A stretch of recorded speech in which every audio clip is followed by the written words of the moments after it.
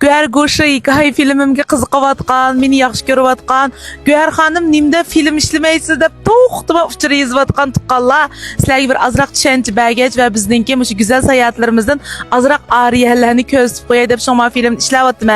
Men mana yo'ldoshim bilan birga bizning shirkatning eng qaltis hamkorlashuvchilaridan 50 nafar hamkorlashuvchimni shu an ben Yunnan, Dali, Kunmang shu Yunnan o'lkasining to'rt shahridagi sayohatiga elib kelgandim.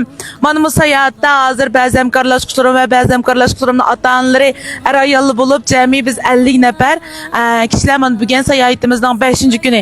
Sayohatinglar qandaroq bo'lyapti ko'pchilik?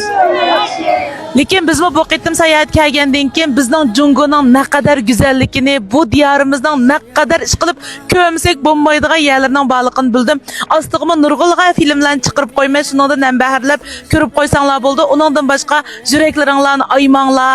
Davomli holatda menga madad berib turayotgan barliq ko'rilmanlarga chin yuragimdan rahmat aytaman.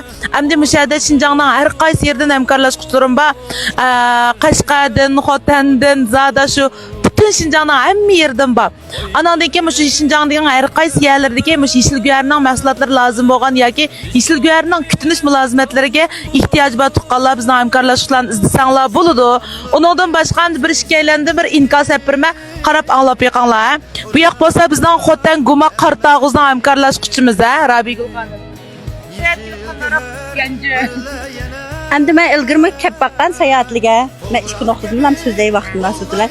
Birinchi qilib endi meniki shu yeşil güverning haqiqiy yeşil mahsulotlarini iste'mol qilgan shu apashlig'i shunda havsim keldi.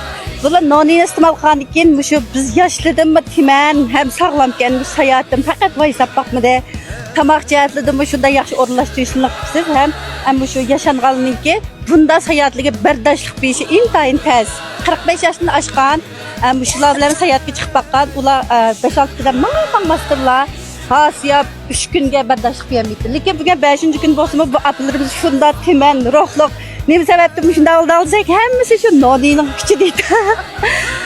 Yana ikkinchi qilib endi boshqa sayohatlarda bu sayohat yetakchilik bo'lsin va yoki bunda davyu ham shirkatlar rahbarligi bo'lsin.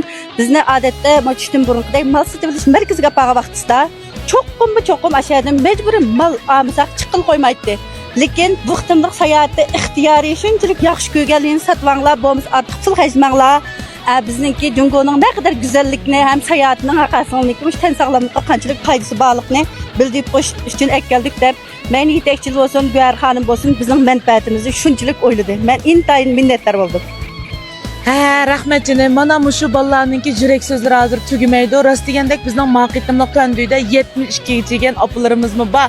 Shularni biz bilan tang mengib, hatto bizdami yaxshiroq mengyotidi.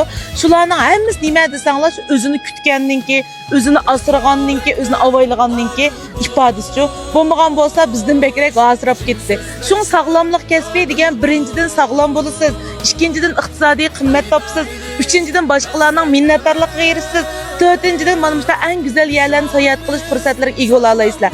Uningdan boshqa hamkorlashuvchilarni o'zining ota-onalarini elib chiqib, mushada nurg'unlagan bolalar ota-onasininki rahmatlariga erishib, o'zini shu qadar baxtli his qilyotdi. Masalan, qanday Mirvan Gulxonni? Ayni oqizma opisini aylib chiqqanti, opangiz qancha yosh kirdi? 72 yoshga opisini aylib chiqib, mana nurg'unlagan rahmatlar erishib, shuningga o'xshashlam gap.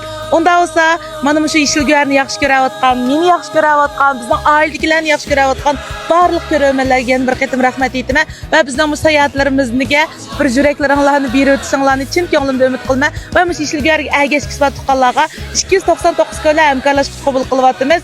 Shunga mening sizning sipangiz qitilgan bati, sizlar bilan tang taraqqiy qilgan bati degan tuqqanlarni yeşil güver oilasi saqlayman. Yeşil güver